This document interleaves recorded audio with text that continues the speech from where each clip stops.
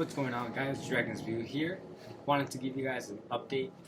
If you've been subscribed to the channel already, you may have known I sold my 3-valve Mustang. It was kind of my pride and joy.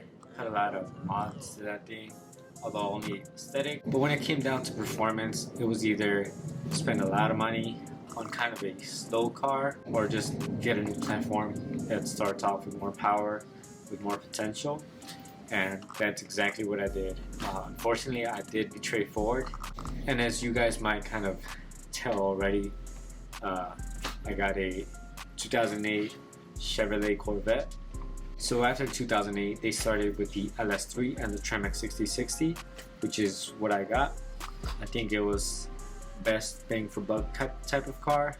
You have the power, you have the lightweight, and you have a lot of features that I would say are modern considering the age of this car.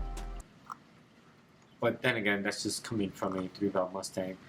This is actually only 1 year newer, but it definitely shows the difference in price as far as the engine and some of the features it has. And here's a small clip introducing it.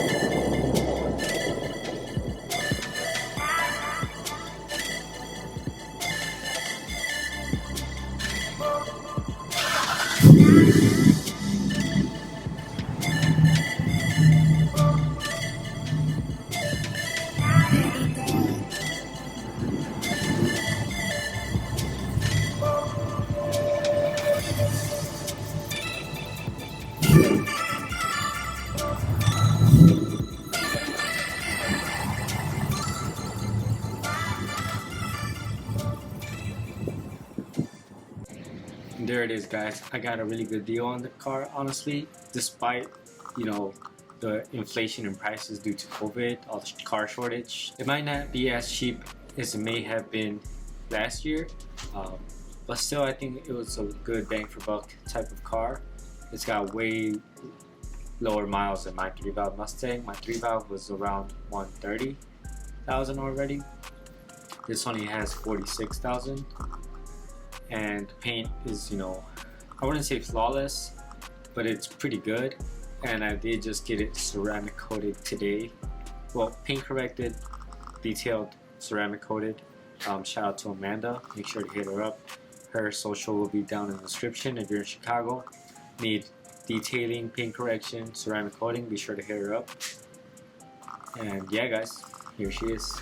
Stay tuned for more videos. Obviously, I will be posting not only Corvette content, but all Chicago related car content. Maybe some tutorials on how to use the camera, how to take pictures, what cameras to use for certain angles. I did just get a GoPro Max, which gives you that video game point of view driving the car. So it's like above the car, right behind it, which is pretty cool. That video should be up by now. If not, it's going to be after this video, so stay tuned for that. And that'll be all for this video, guys. Thank you so much for watching. Make sure to give it a thumbs up, leave a comment, leave any suggestions on what you want to see next.